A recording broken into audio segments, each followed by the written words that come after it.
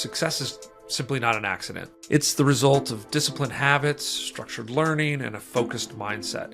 And this is my framework, what I'm calling my personal operating system for success, designed to optimize productivity, growth, and long-term fulfillment. As you probably already know, there's a lot of things that go into creating success, right? And over time, I've had a lot of experience with success and, of course, failure. And one of the things that it sort of got me to thinking about and sort of putting some pen to paper is the notion of that success is obviously not an accident, right? As Ben Franklin said, the harder I work, the luckier I get. Maybe it wasn't Ben Franklin. It's one of those quotes that's attributed to a whole bunch of people. But I think there is a core of truth there. So take this for what it is. It's my experience. I'm sharing it with you. If it's helpful, I'd love for you to try some of these things and hopefully experience some of the same outcomes, positive, successful outcomes that I've experienced. So let's talk about probably the one I feel the strongest about, and that is routine and discipline. Discipline creates freedom in my mind. You don't have to really think about things. You're starting to master and create routines, maintain consistency, and of course, there's some sort of ideally steady progress towards my goals. And again, that freedom notion is really important in my mind. When I get up in the morning, I don't have to think about what I'm doing. I have a routine. I have discipline. So here's some of the things that go into my disciplined routines. First is conquering the morning. I'm a morning person. This is probably the most impactful part of my day. So I want to own those first few hours of the day and set the tone for the success and just the feeling that I've already accomplished something for the day makes the rest of the day often more productive. Another important component is time management. I want to use my time intentionally. I want to do this by allocating blocks for deep work, learning, execution, whatever I need to accomplish to make my day successful. I want it to be blocked off. And again, this goes into routine and discipline. I don't want to have to think about what I need to accomplish. As I move into those blocks of time, it's already pre-programmed, and ideally, everything that I need is at my fingertips to accomplish that particular task. Of course, prioritization, super important. Sam Altman always says, make sure that you pick the most important things to work on, and that often means prioritizing one particular thing to do for that day and cutting out all distractions and low-value tasks until that one thing is accomplished. And then, of course, just execution, having a bias for action, picking up the thing, doing it, not sort of overthinking it, not over-preparing, but going in and accomplishing the things. And most of the tasks that we do, whether you're in marketing or sales, is somewhat iterative, meaning that you can kind of just jump in and do it sort of not optimally, and then you can adjust for that. But if you don't get started and you spend all that time preparing so that you can have sort of the perfect take, so to speak, you'll never get to it. You'll just continually kick that can down the road. Let's talk about number 2, curiosity and systematic learning. This has been a huge advantage for me, and I think one of my competitive advantages over some of my colleagues. I am a naturally curious person, which means that I'm always sort of consuming outside of my normal space. One of the disadvantages of this, it's hard for me to really get heads down and go deep, but I am curious, and that brings a lot of things into my field of view and allows me a lot of tools. Most importantly, as we talk about this one, sort of creating a sharp mind is a really great asset. Just staying ahead of what's out there, cultivating that curiosity, being a lifelong learner, and just looking around for what's happening in the world and potentially how that will impact the things that you're working on and you're trying to accomplish.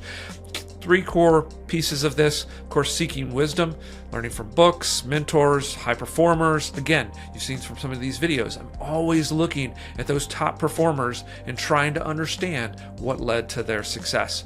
Be curious and play. The second part of that is really important. Oftentimes, we think that curiosity is just sort of about reading about something or observing something or watching someone else do it. Jump in there and play a little bit. If you're curious about crypto, do a little crypto trading. If you're curious about AI, use some of the tools, build out some things with generative AI, play with DALL-E and do some images. If you're curious about design, or design is a part of your overall outcome, play with some of the design tools, Adobe, Figma, and those sorts of things. Get in there and play. You don't have to master it, but that curiosity and having a certain level of detailed understanding comes with play, and that can be really powerful. And then, of course, create space. You need to have time in your day to be able to be curious, to be able to have a systematic routine around learning, and of course, playing with these things. So allow room for deep thinking, creativity, and some strategic vision making. Number 3, minimalism and focus on the essentials. This also is kind of a little bit counterintuitive. Oftentimes we're motivated to accomplish big things because we want big things, right? There is something powerful about being satisfied and understanding what your enough is. Sometimes less is more. Being able to eliminate complexity in your process, eliminating excesses, being satisfied at a certain level that may be far beyond what you've achieved, gives you a lot of freedom and leverage. So learn to be content. Chase progress, but don't just endlessly accumulate. Understand what your enough is. Like I said, know your enough. Define success in personal terms, not just as external expectations or people that you're competing with. Define your enough, and then focus on what you can control. This is kind of a stoic sort of approach. Being able to sort of flush things out that you can't control, or ignore things that you can't control, things that are being done to you, or potentially situations or scenarios that are out of your control. And instead, take personal ownership of your actions and move forward with that, not necessarily worrying about the past or who did what or what sort of predicament or situation you're in that potentially disadvantages you. Focus on what you can control and move that forward, and you will be amazed at, one, just how much that frees up your mind, and two, having that kind of, I can't remember, I think it was a Ted Lasso quote, having that memory, that mind of a goldfish, right? You know what the happiest animal on earth is? It's a goldfish. You know why? No. Got a 10-second memory. Be a goldfish, Sam. Being able to immediately flush out that mistake or flush out that thing that you think negatively disadvantages you and just move forward with what you control is super powerful. Number 4, develop a personal brand and philosophy. A strong personal brand establishes credibility and influence, and a clear philosophy provides you direction. This, again, is one of those things. We talk about personal branding all of the time, but I think sometimes we think personal brand is just sort of putting yourself out there. But I'm asking you to get a little more intentional about that. Understand what that brand is. What is your positioning? Then start to align your actions, your messaging, your PowerPoint slides, your videos. Everything should be aligned with that brand and make it consistent. This goes beyond just sort of logos and colors, but its voice and its tone and its approach. And then, of course, that sort of dovetails into, of course, having a philosophy, understanding what your perspective is, and actually having a perspective or an opinion on things and making that sort of consistent with whatever that brand is. You want to stand for something. You often want to be slightly contrarian. You definitely want to be authentic, and all of that weighs into your perspective and your brand. And as you pull those things together and you make sure that you understand what that positioning is and you reinforce it over and over again, every single impression that someone has of you will reinforce their understanding of you, and that will help you build trust and credibility, which will, of course, push you forward in whatever your objectives are. Number 5, learn to be persuasive. This kind of goes into sales and marketing. Like, understand that in order for you to succeed, you're going to have to influence, inspire, and lead people. And so you want to embrace your role as an influencer. That could be, and probably should be, as a salesperson and a marketing person. Everyone needs to sell, whether it's ideas, services, or themselves. You need to practice being persuasive, being able to succinctly pitch and clearly show the benefits of working with you, buying your product. Don't sort of brush away or abdicate that position and role as a salesperson. Instead, embrace it and learn to be persuasive. And when we're talking about being persuasive, we're talking about writing, speaking, and of course, publishing.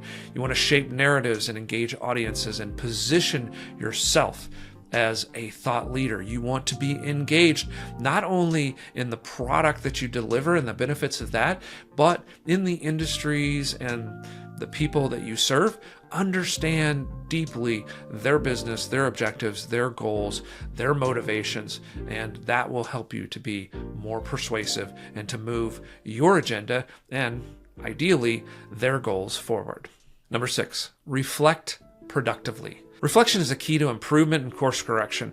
Honestly, this is probably one of my weakest of the 6. I'm not really good at reflecting, and this is probably also doubles as one of my strengths. We were talking about kind of having the mind of a goldfish, right? And being able to quickly forget and discard the distractions of the past or people trying to impact me negatively or a situation that is impacting me negatively. I like to look at the resources I have and move forward, but there is immense value to reflecting on your day, preparing for the next day, identifying wins, mistakes, areas for growth, weaknesses, sort of self-assessment, journaling. I picked that up in the last few years and I'm trying to do that more diligently, capturing thoughts and challenges and breakthroughs and just really refining my thinking. I've always been a writer that thinks while I write. Every time I write, I'm usually thinking through something and it creates and helps me to be more clear with my thoughts and kind of contributes back to that persuasiveness. Once I've sort of fermented what I believe, what that philosophy is, what my perspective and position is through writing and making that sort of tighter